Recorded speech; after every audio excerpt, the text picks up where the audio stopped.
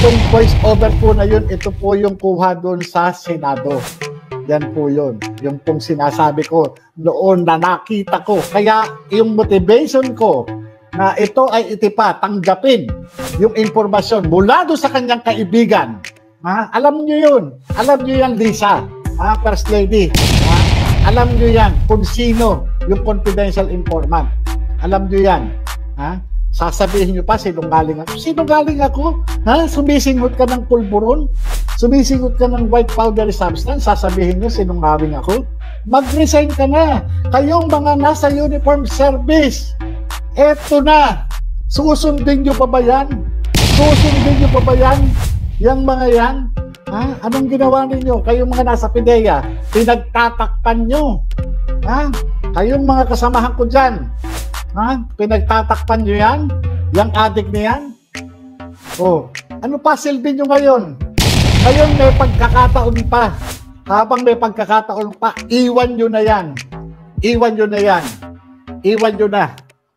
Iwan nyo na yung bangag na yan. Ang kapal ng mukha, magsasalita pa sa SONA. Anong sasabihin mo kung paano ka suminghot ng pulburon? Ha? Paano ka suminghot ng pulburon? Ha? Yung sasabihin mo, ang lasa ng pulburon, lasang Goldilocks. Ganun ba? Ha? Lasang ano?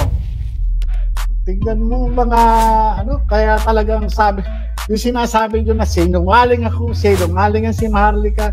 Ano ngayon? Ha? Ano ngayon? Ang masasabi nyo ngayon, mga kapatid, dito sa ano, ako'y nananawagan sa inyo. Ikaw, Gibuchidoro, asan ba yung talino mo? Ha? Biruin mo para ano mo pa?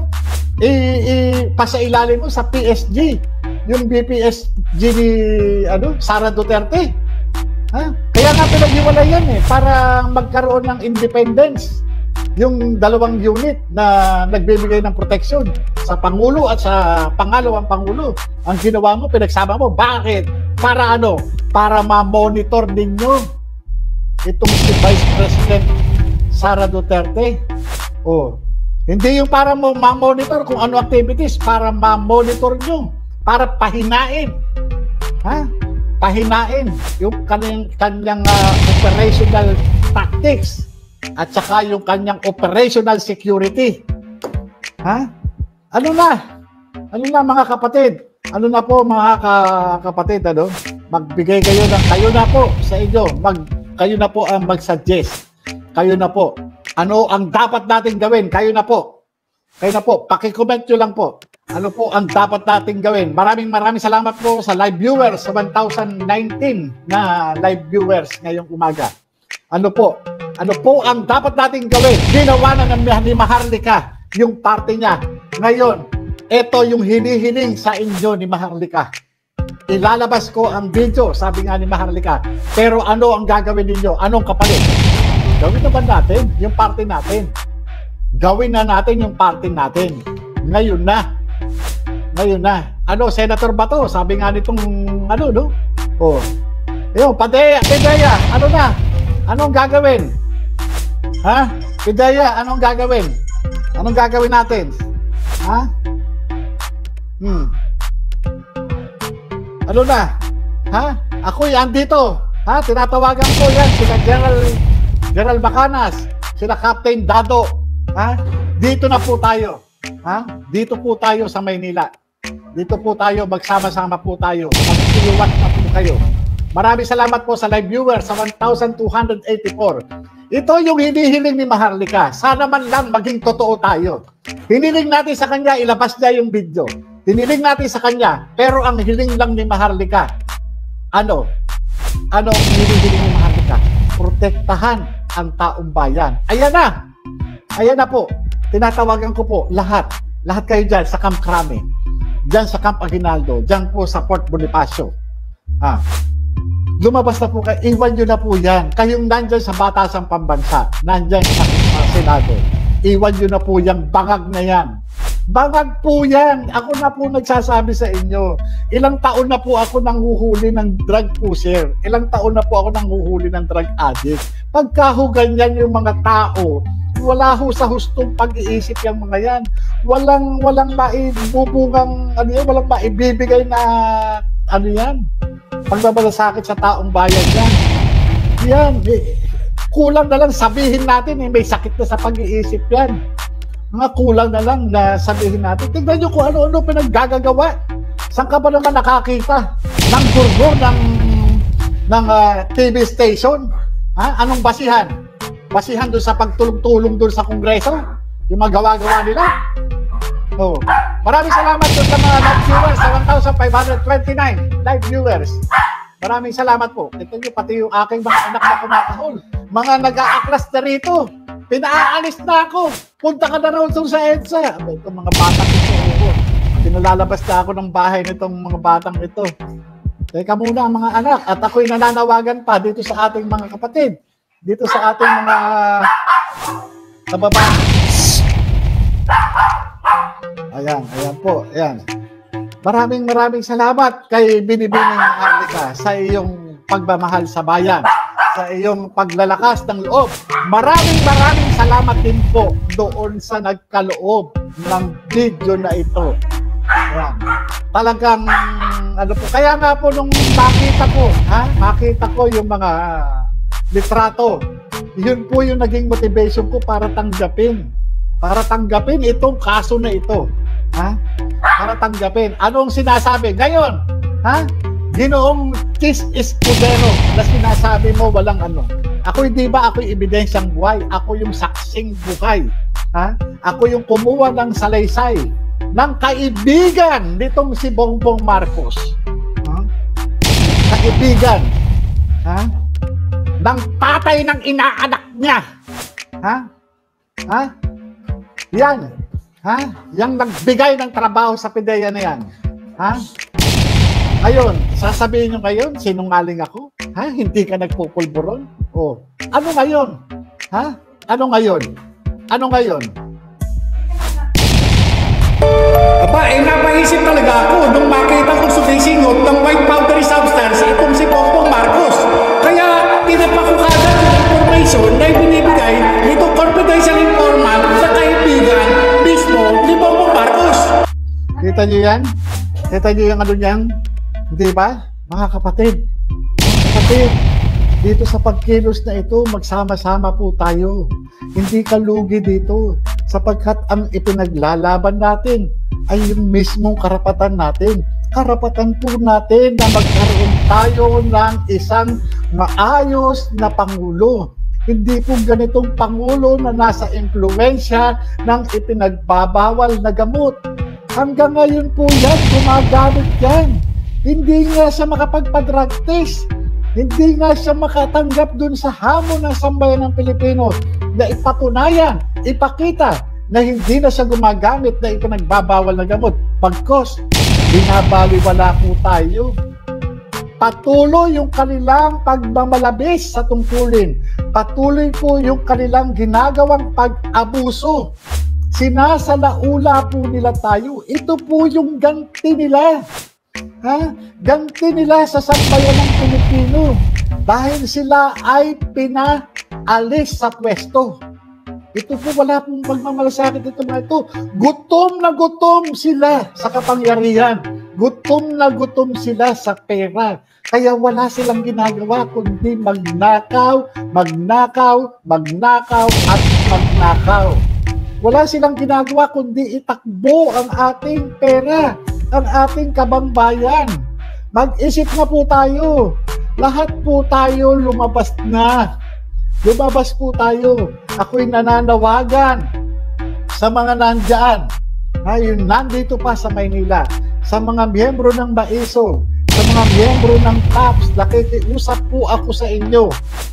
Sa mga uniform services na nagbabantay dyan sa batasan, mga nagbabantay dyan sa kampo, na napanood nyo na itong video, panoorin nyo po paulit-ulit. Ito po, ipe-play ko po ulit.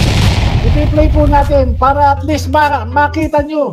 Aba, napaisip talaga ako nung makita kong sumisingot ng white powdery substance itong si Bongbong Marcos. Kaya tinapak ko agad yung information na ibinibigay nitong confidential informant na kaibigan mismo ni Bongbong Marcos. Yan po, yan yung naging motivation ko nung dumating yung confidential informant. Dito pa lang makikita nyo na ano ang mararamdaman ninyo kung ikaw ang naandoon sa kalagayan ko bilang isang operatiba, bilang isang investigador. Tatanggapin mo ba yung kaso o hindi? Natural, tatanggapin mo kahit na sino pa yan. Dahil tayo ay naging alagad ng batas, hindi kung kanino lang. Tayo ay naging alagad ng batas dahil tayo ay na-appoint sa bisa ng batas. Yun po yun. Kung ito nagkataon na pinayagan kami noon na i-operate siya, matagal nang naghimas ng rehas yan. Kung pinayagan lang po, kung ako'y napakataas lang ng aking ranggo noon at kung ako lang ang masusunod, matagal nang naghihimas ng rehas yan. Kaya wag na po natin sayangin ang pagkakataon. Yung kahilingan natin kay Maharlika na ipalabas, ilabas niya itong video na ito. At ang bilang sukli, yung ating pagkakaisa. Yung ating sama-samang panawagan na ito ay bumaba na. Mahiya ka naman, Bongbong Marcos. Mahiya ka naman sa taong bayan. Ikaw, Lisa Marcos, abogada ka pa naman. Mahiya naman kayo. Ha? Wag nyo nang ipilit. Wag nyo nang ipilit. Ha? Dahil ang taong bayan, eto na. Ha? Eto na. Ang taong bayan, napanood na. Mulat na mulat ang taong bayan. Ano pa ang inaantay ninyo? Ha? Magbalot-balot na kayo. Kayong pamilya. Ha? Ikaw tambalos-los. Ha? Yung pag-aabuso mo sa katungkulan, kasama mo, yung pamangkin mo. Ha? Mag-isip-isip na kayo. Ito na yung ano, ha? Hindi na uubra ito na ginagawa ninyo. Sabihin nyo, wala naman, hindi nila kayo. Eto. Sabihin nyo pa, sinungaling. Anong ginawa nyo, PIDEA? Ha? Pati si Pangulong Duterte, di ba nilaglag ninyo? Ha? Sinasabi ninyo, walang ganyang mga informasyon na nakalap o naka-store doon sa NDIS? Walang ganyan na naka-store doon sa PIDEA? Ha? Ako na nga mismo nang galing kung saan nandoon ang NDIS. Ha? Ako mismo naka-assign doon sa IIS, sa Intelligence Investigation Service ng PIDEA. Ako na nga mismo nagpapatunay. Pero ano ginagawa ninyo? Sasabi nyo pa, AI. Ha? Ako na nga mismo yung nag-o-operate. Sasabihin nyo pa, sinungaling. Gumawa pa kayo ng dokumento. Ha? Para palabasin na ako'y sinungaling. Aba, tingnan ninyo, bilog ang mundo. Sabi ko nga sa inyo, bilog ang mundo. Darating at darating at darating ang panahon. Ha? Yan, hindi po pwede. Ha? Na talagang maraming nananalangin na Pilipino na ito ay lalabas. Sabi ko nga, lalabas ito Matago nyo man yung 1, 2, 3, o 4, 5 o kahit 10 dokumento, may lalabas at lalabas pa rin. Ito, may lumabas. Di ba? Noon, nagmumukhang tanga si Maharlika. Di ba? Pinagmukha nyo pang tanga si Pangulong Duterte. Biro mo, presidente, sinasabi na nga niya, nakita niya, binigyan siya ng mga, ni-report sa kanya. Di ba? Mayor pa siya nung naging Pangulo siya. Tapos, i-deny ninyo? Ha? Paano yan? Derek? Ha? Director Derek Carion, tayo yung magkakasama. Paano yan? Alam ko, alam mo. Ha? Paano? Paano na? Meron pa kayong oras. Meron pa kayong oras. Mamili na kayo sa tama. Piliin nyo na yung tama. Nandyan kayo para ipagtanggol ang mamamayan. Nandyan kayo para protektahan ang taong bayan. Hindi kayo nandyan para dun sa bangag. Tayo'y nanghuhuli ng bangag. Ha? Huwag niyong protektahan yan. Ha? Huwag niyong protektahan yan. Hanggat may oras pa, kami nananawagan sa inyo. Huwag niyo nang suportahan yan. Mag-withdraw na kayo ng suporta daan sa bangag na Pangulo. Bangag yan Ha? Gusto nyo panoorin, paulit-ulit natin panoorin. Ayan, bibigay ko sa inyo. Aba, napaisip talaga ako nung makita kong sumisingot ng white powdery substance itong si Bongbong Marcos. Kaya tinapak ko agad yung information na ibinibigay nitong confidential informant na kaibigan mismo ni Bongbong Marcos. Oh, nakita nyo? Kaya nga sabi ko nga sa inyo hindi naman siguro ako tanga para tanggapin yung kaso kung ang sinisinghot nito ay sabon o powdered detergent powder. Hindi naman siguro iodized salt ang sinisinghot niyan. Ha? Ano ba yung sinisinghot?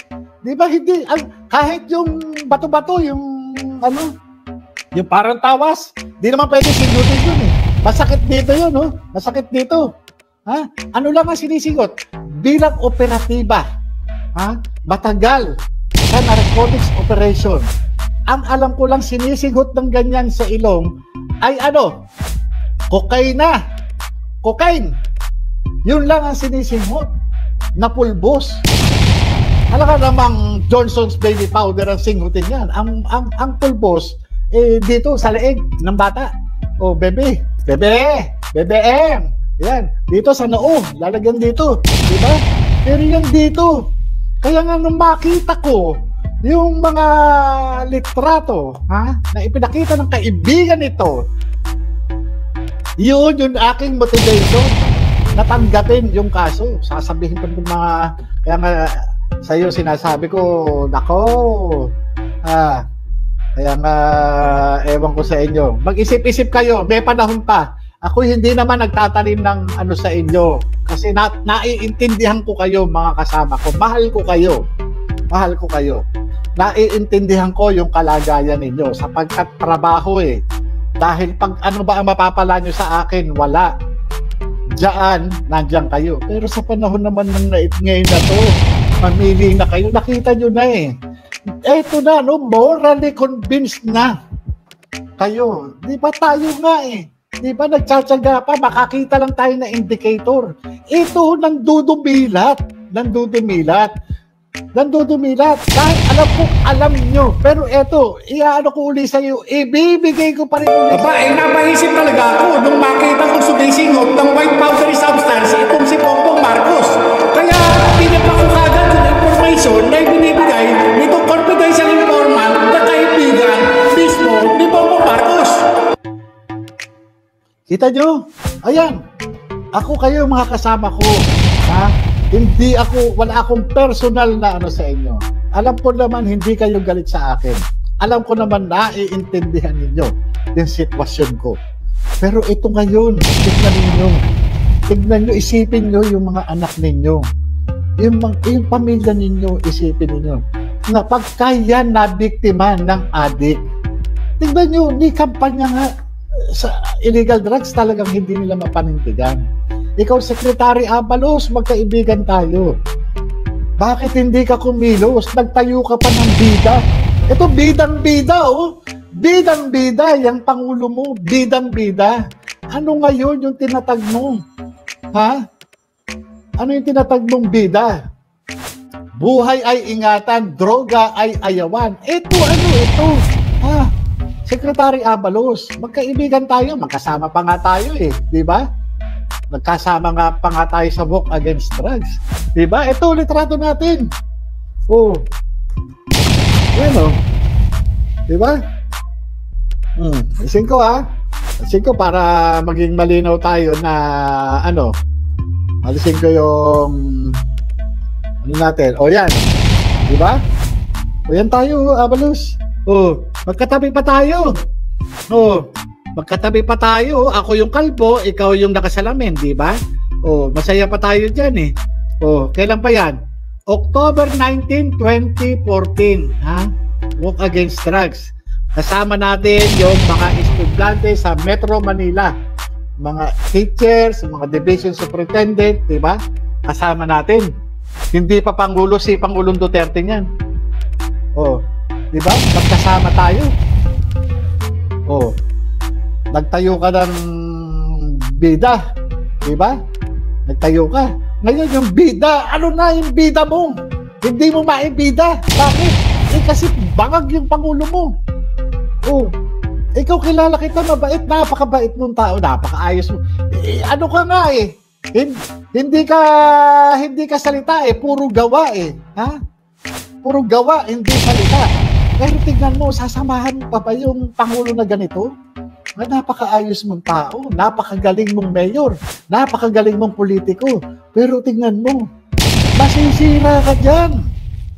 Iyan, ako na mismo nagsasabi sa inyo bilang kaibigan, ako na mismo nagsasabi sa inyo, mali itong nasamahan ninyo. Mali.